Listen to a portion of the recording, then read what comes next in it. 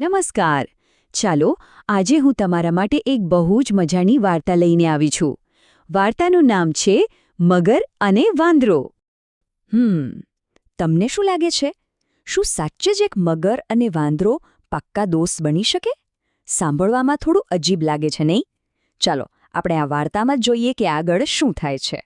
તો આપણી વાર્તાનો પહેલો ભાગ છે એક પાક્કી દોસ્તી વિશે. અને આ દોસ્તી પણ કોની વચ્ચે? એવા બે જીવો વચ્ચે જેમની મિત્રતાની તો આપણે કલ્પના પણ ના કરી શકીએ. તો એવું છે ને કે એક સુંદર મજાની નદી વહી રહી હતી. એના કિનારે એક મોટું ઘટાદાર જાંબુનું ઝાડ હતું. અને એ ઝાડ પર એટલા મીઠા અને રસદાર જાંબુ લાગેલા હતા કે વાત જ ના પૂછો. બસ આ જ ઝાડ પર એક ખુશમિજાજ વાંદરો રહેતો હતો. અને હા, એ જ નદીના ઠંડા પાણીમાં એક મોટો મગર પણ રહેતો હતો. એનું રોજનું કામ બપોર થાય એટલે નદીમાંથી બહાર આવીને વાંદરાના જાંબુના ઝાડ નીચે ઠંડા છાયડામાં આરામ કરવાનો. હવે આપણો વાંદરો છે ને, એ બહુ દયાળુ હતો. એ રોજ મગરને આમ ઝાડ નીચે જોતો, એટલે એક દિવસ એણે ઉપરથી થોડા પાક્કા જાંબુ તોડ્યા અને નીચે ફેંકતા કહ્યું, "લો મિત્ર, આ તમારા માટે છે, મીઠા મીઠા જાંબુ." અને બસ અહીંથી જ એ બંનેની દોસ્તીની શરૂઆત થઈ ગઈ. પછી તો રોજનું થયું. વાંદરો મગર માટે મીઠા જાંબુ ફેંકે અને બંને જણા કલાકો સુધી વાતો કરે. નદી કિનારે બેસીને ખૂબ હસે અને એમ કરતાં કરતાં એમની મિત્રતા દિવસે ને દિવસે એકદમ ગાઢ બનતી ગઈ. પણ તમને તો ખબર છે, વાર્તામાં હંમેશા બધું સીધું સાદું નથી હોતું.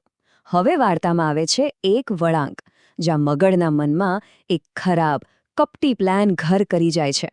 એક સાંજે મગરને વિચાર આવ્યો કે અરે, આટલા સ્વાદિષ્ટ જાંબુ હું રોજ ખાઉં છું, લાવને આજે મારી પત્ની માટે પણ લઈ જાઉં. એટલે એણે વાંદરા પાસેથી થોડા વધારે જાંબુ લીધા અને ઘરે લઈ ગયો. મગરની પત્નીએ જેવા જાંબુ ખાધા એને તો બહુ જ ભાવ્યા. પણ એ છે ને, ખૂબ જ લાલચુ અને દુષ્ટ હતી. એના મનમાં તરત જ એક ખરાબ વિચાર આવ્યો. એણે વિચાર્યું, વાહ, જો આ ફળ આટલા મીઠા છે, તો જે વાંદરો રોજ આવા મીઠા ફળ ખાય, એનું કાળજું કેટલું મીઠું હશે. બસ મારે તો હવે એ વાંદરાનું કાળજું જ ખાવું છે. અને બસ એણે મગર પાસે જીદ પકડી લીધી. આ સાંભળીને તો મગર બિચારો મોટી મૂંઝવણમાં મુકાઈ ગયો. એક બાજુ એનો પાકો ભાઈબંધ વાંદરો અને બીજી બાજુ એની ગુસ્સાવાળી પત્નીની જીદ. શું કરે બેચારો? છેવટે પત્નીના ડરથી એણે પોતાના જ મિત્રને દગો દેવાનું નક્કી કરી લીધું. બીજા દિવસે મગર એકદમ ઉદાસ ચહેરો બનાવીને વાંદરા પાસે ગયો અને ખોટું બોલ્યો કે, "મારા વહાલા મિત્ર, તે જે જાંબુ મોકલ્યા હતા ને, એ મારી પત્નીને એટલા ભાવ્યા છે કે એ તારો આભાર માનવા માંગે છે, અને એટલે જ આજે રાત્રે તને જમવા માટે અમારા ઘરે બોલાવ્યો છે. ચાલ, આવી જા મારી પીઠ પર, હું તને લઈ જાઉં." મિત્ર તરફથી આમંત્રણ મળ્યું એટલે વાંદરો તો ખુશ થઈ ગયો અને તરત જ તૈયાર થઈ ગયો. પણ એને ક્યાં ખબર હતી કે એની સાથે આગળ શું થવાનું છે? તો ચાલો હવે જોઈએ આપણા વાંદરાની ચતુરાઈ. ભોળો વાંદરો, એણે તો પોતાના મિત્ર પર પૂરો ભરોસો રાખી દીધો અને ખુશી ખુશી મગરની પીઠ પર સવાર થઈ ગયો. બંને જણા નદીમાં સફર કરવા લાગ્યા. જ્યારે તેઓ નદીની બરાબર વચ્ચે પહોંચ્યા ને, ત્યારે મગરથી રહેવાયું નહીં. એણે વિચાર્યું કે હવે તો વાંદરો ક્યાંય ભાગી શકવાનો નથી, એટલે એણે સાચી વાત કહી જ દીધી. "એ મૂર્ખ વાંદરા, હું તને જમવા માટે નહીં પણ મારવા માટે લઈ જાઉં છું. મારી પત્નીને તારું મીઠું કાળજું ખાવું છે." આ સાંભળીને તો વાંદરાના હોશ ઉડી જ ગયા. એના પગ નીચેથી જમીન સરકી ગઈ. જરા વિચારો, ચારે બાજુ ઊંડું પાણી અને નીચે મોત જેવો મગર. આવી હાલતમાં વાંદરો શું કરશે?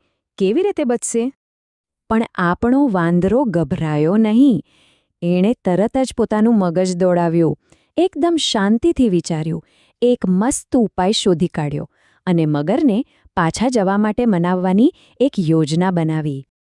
વાંદરો હસીને બોલ્યો, "અરે મારા ભોળા મિત્ર, આટલી નાની વાત તે મને પહેલાં કેમ ન કહી?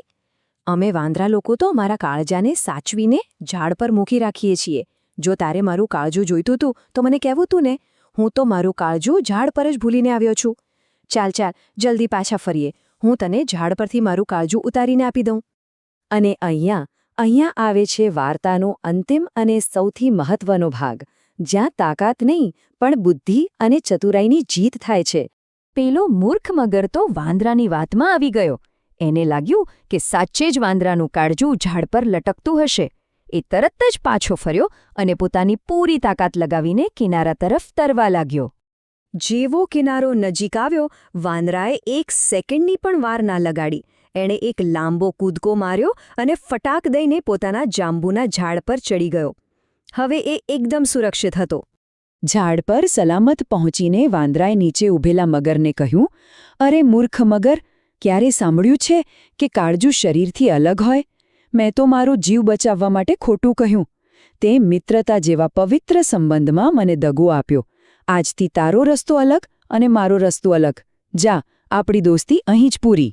તો આ વાર્તામાંથી આપણને સૌથી મોટો બોધ એ મળે છે કે ચતુરાઈ અને બુદ્ધિ છે ને એ શારીરિક તાકાત કરતાં ઘણી વધારે શક્તિશાળી હોય છે. જ્યારે પણ કોઈ મુશ્કેલ સમય આવે ત્યારે ગભરાઈ જવાને બદલે સમજદારીથી કામ લેવું જોઈએ.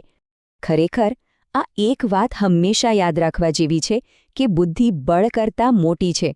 જો વાંદરા પાસે મગર જેવી તાકાત નહોતી, પણ એની પાસે બુદ્ધિ હતી અને એ બુદ્ધિના જોરે જ એણે પોતાનો જીવ બચાવી લીધો. તો હવે છેલ્લે તમારા માટે એક સવાલ. જો ક્યારેય કોઈ મુશ્કેલીમાં ફસાઈ જાઓ તો એ સમયે તાકાતનો ઉપયોગ કરવો સારો કે પછી વાંદરાની જેમ બુદ્ધિનો? આનો જવાબ જરૂરથી વિચારજો.